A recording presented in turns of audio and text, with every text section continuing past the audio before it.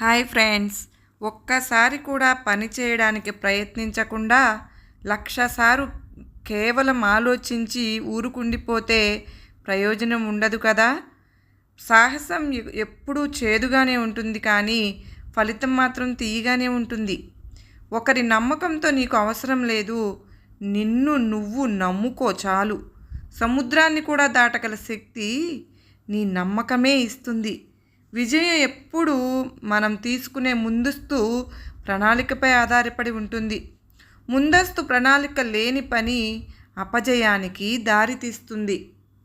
లైఫ్లో మనం 6 నెలల్లోనే తిరిగి స్ట్రాంగ్గా అవ్వాలి అనే దాని గురించి ప్రతి ఒక్కరి జీవితంలో కూడా ఒక బ్యాంక్ అవసరమయ్యే బలమైన బ్యాక్ అనేది వస్తుంది. మరి అలాంటి అవసరం వచ్చినప్పుడు మనం ఏం చేయాలి, ఎలా ఈసారి మునుపటిలాగా ఫెయిల్ అవ్వకుండా ఉండాలి, సక్సెస్ని ఎలా సాధించాలి, వీటన్నిటికీ సమాధానం తెలుసుకుందాం ఈ వీడియోలో. కేవలం 3 స్టెప్స్లో తెలుసుకోబోతూ ఉన్నాం. Step number 1, do the opposite of what 99% people are doing. Jim Rohn. మనం ఇంటిని పైనుంచి కాకుండా కింద నుంచి ఎందుకు కడతాం? మనం అర్ధరాత్రులు తినకుండా పగలే ఎందుకు తింటాం?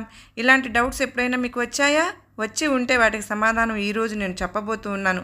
సో ఫ్రెండ్స్, ఈ వీడియోని ఎక్కడ స్కిప్ చేయకుండా పూర్తిగా చూడండి. ఈ ప్రపంచంలో మనిషి ఏది చేయాలన్నా, ఎలా చేయాలన్నా, ఒక పద్ధతిలో చేయాలన్నా దానికి ప్రకృతి సహకారం అవసరం. అప్పుడే మనిషి దాన్ని సాధించగలుగుతాడు. అంటే దీన్ని బట్టి మీకు ఏమర్థమైంది? ప్రకృతి లేనిదే మనిషి లేడు అని. అంతేకాదు, ఈ ప్రకృతితో పాటు ఇంకొకటి కూడా మనిషిని నడిపిస్తుంది. అదేంటంటే కర్మ. మనిషిని ఎన్నో కొత్త విషయాలు నేర్చుకుంటూ ఉంటాడు, కొత్త టెక్నాలజీని అందుకుంటూ ఉంటాడు. అయినా సరే కర్మ మనిషిని ఆ తలరాతను మార్చే హక్కును మాత్రం తన దగ్గరే అట్టి పెట్టుకుంటుంది. కర్మను బట్టి మనిషి బ్రతకాల్సి వస్తుంది. మన కర్మానుసారం బట్టే మనకు ఫలితాలు దక్కుతాయి, సుఖ దుఃఖాలు ఉంటాయి. ఇక కర్మహీనం అనేది ఎక్కడా ఉండదు. అదే విషయంపై చాలామంది కవులు కవిత్వాలు కూడా రాశారు. కర్మ అనేదే లేకపోతే జీవితంలో మరేది ఉండబోదు. ఓసారి మహాత్మా గాంధీ ఇలా అన్నారు, నువ్వు పెద్దవాడు అవ్వాలంటే నువ్వు కష్టపడాలి అని, నీ పనిని నువ్వు గౌరవించాలి అని. ఈరోజు మీకు ఈ వీడియోలో చెప్పాల్సిన విషయం ఏంటి అంటే, నువ్వు చేసే పని చిన్నదైనా సరే దాన్ని ప్రేమించు అని. మన చుట్టూ కొంతమందిని చూస్తూ ఉంటాం కదా, వాళ్ళ జీవితంలో చిన్న పనులు చేస్తూ ఉంటే చిన్న పనులే అని సంతృప్తిగా ఉండరు.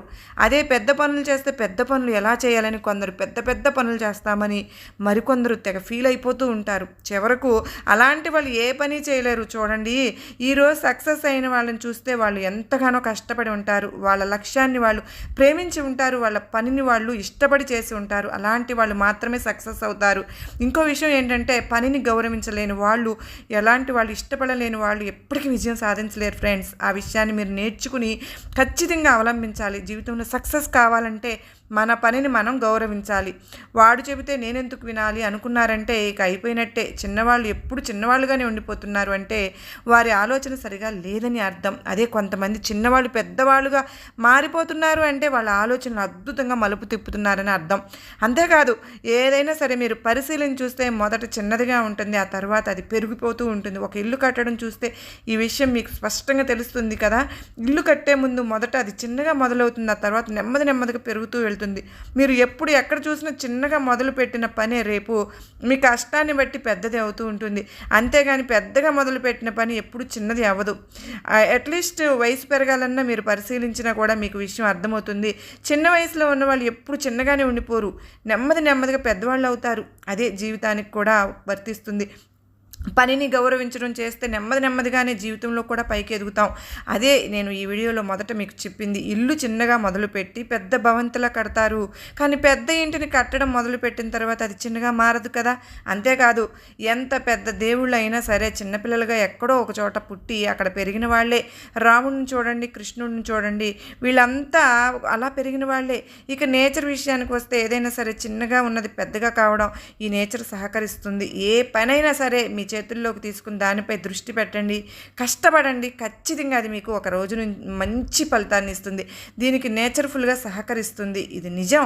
ప్రతి మనిషి తన జీవితంలో ఏదో ఒకటి సాధించాలి, సాధించి తీరాలి కూడా.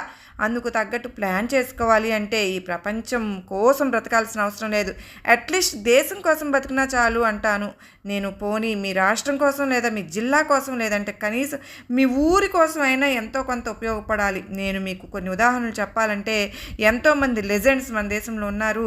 వీళ్ళంతా చిన్నపిల్లలుగా ఈ దేశంలో పుట్టారు, ఇక్కడే పెరిగారు, గొప్ప పేరు సాధించారు, వెళ్ళిపోయారు. కానీ వారు చేసింది మాత్రం ఇప్పటికీ బ్రతికే ఉంది.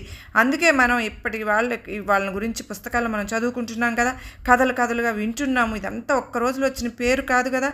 అయినా వాళ్ళు వెనకాల ఎవరో ఉన్నారులే, అందుకే తొందరగా పేరు వచ్చింది అని అంటారా? అయితే అది నిజం కాదు, అబద్ధం. ఎందుకంటే లెజెండ్స్గా సక్సెస్ అయిన వాళ్ళ వెనకాల ఎవరూ లేరు, కేవలం వాళ్ళ కష్టం తప్ప. మీరు కూడా ఏదో ఒకటి చేయాలని అనుకోండి, అది ఎప్పుడో కాదు ఇప్పుడే అనుకోండి. ఈ క్షణమే మొదలు పెట్టండి. స్ట్రాంగ్గా మీ పనిని మీరు గౌరవించండి. ఎక్కడుంటే అక్కడి నుంచి మొదలు పెట్టండి. కానీ ఏదో ఒక పనిని మాత్రం ఖచ్చితంగా చేసి తీరాలి. చిన్నదానికి నుంచి ప్రారంభింపడి ఇక్కడ నేను మీకు అర్జున్ గురించి చెప్పాలి. అర్జున్ దేవ్ అనే వ్యక్తికి ఒక స్పిరిచువల్ విశ్వవిద్యాలయంలో ఉద్యోగం దొరికింది. అయితే అక్కడ తన పని ఏంటంటే చెప్పులను శుభ్రం చేయడం. అర్జున్ దేవ్ ఆ పనిని చిన్న పని అని సిగ్గుపడలేదు, చేయొద్దని కూడా అనుకోలేదు. తన పనిని గౌరవించాడు. రాత్రి ఎంత టైం అయినా కూడా సరే ఆ పనిని పూర్తి చేశాక ఇంటికి వెళ్ళి నిద్రపోయేవాడు. అప్పుడు అక్కడ ఉన్న గురూజీ అర్జున్ దేవ్ని పరిశీలించారు. అర్జున్ దేవ్ కష్టపడి పనిచేయడానికి చూసి ఆనందపడ్డారు. మరి కొన్ని చిన్న పనులు కూడా అతనికి అప్పగించారు. అలా కొన్ని రోజుల తర్వాత గురూజీ వెళ్ళే సమయం వచ్చింది.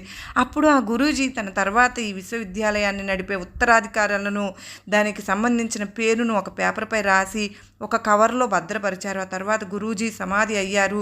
దాని తర్వాత కొన్ని రోజులకు గురూజీ ఉంచిన కవర్ తెరిచి చూసి అక్కడ ఉన్న వాళ్ళంతా షాక్ అయిపోయారు. ఎందుకంటే అందులో అర్జున్ దేవ్ పేరు ఉంది.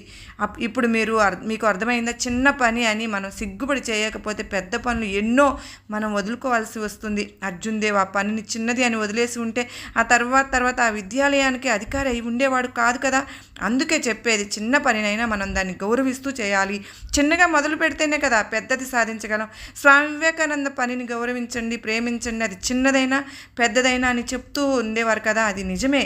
అయితే ముఖ్యమైనది, అవసరమైనది అని మనం నమ్మితే దాన్ని ఖచ్చితంగా ప్రేమిస్తాం, గౌరవిస్తాం. అలా కాకుండా చిన్న పని అని గనక మనం ఫీల్ అయితే మాత్రం ఆ పనిని మనం ఎప్పటికీ మనస్ఫూర్తిగా చేయలేం. నిజంగా చెప్పాలంటే బుద్ధిహీనులు మాత్రమే చిన్న పని అని విడిచిపెట్టేస్తారు. అదే తెలివైన వాళ్ళు అయితే చిన్నదైనా సిగ్గుపడకుండా చేస్తారు.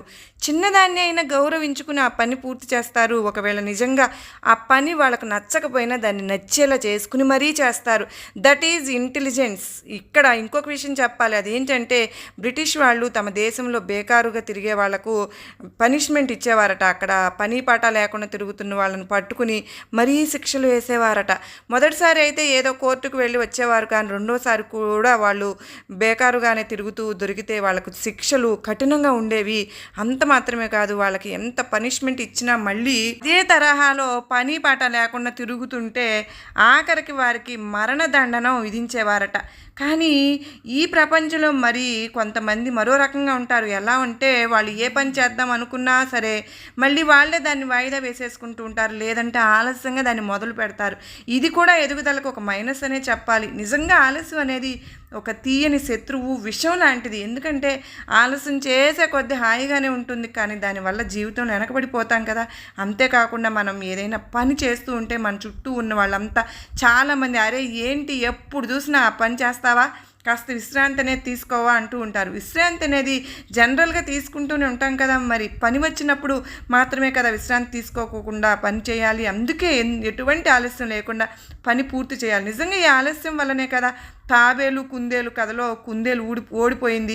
ఆ కథలో కుందేలు అనుకుంటుంది ఆ తాబేలు నెమ్మదిగా వస్తుందిలే, ఇంకాసేపు నేను విశ్రాంతి తీసుకుంటే పోయేదేముంది, 2 అడుగుల లక్ష్యాన్ని చేరుకోవచ్చు అనుకుంటుంది. కానీ తాబేలు తాను నెమ్మదిగా ఎక్కడ విశ్రాంతి తీసుకోకుండా చివరికి విజయాన్ని సాధిస్తుంది. అందుకే అంటారండి ఆలస్యం అంత విషం మరొకటి ఉండదు అని. మరి ఈ వీడియో మీకు నచ్చినట్లయితే లైక్ చేయండి, షేర్ చేయండి. ఇప్పటి వరకు మన ఛానల్ సబ్స్క్రైబ్ చేసుకున్నట్లయితే సబ్స్క్రైబ్ చేసుకుని పక్కనే ఉన్న ఐకాన్ ప్లే క్లిక్ చేయండి. నెక్స్ట్ వీడియోలో మళ్ళీ కలుద్దాం friends. Thank you for watching.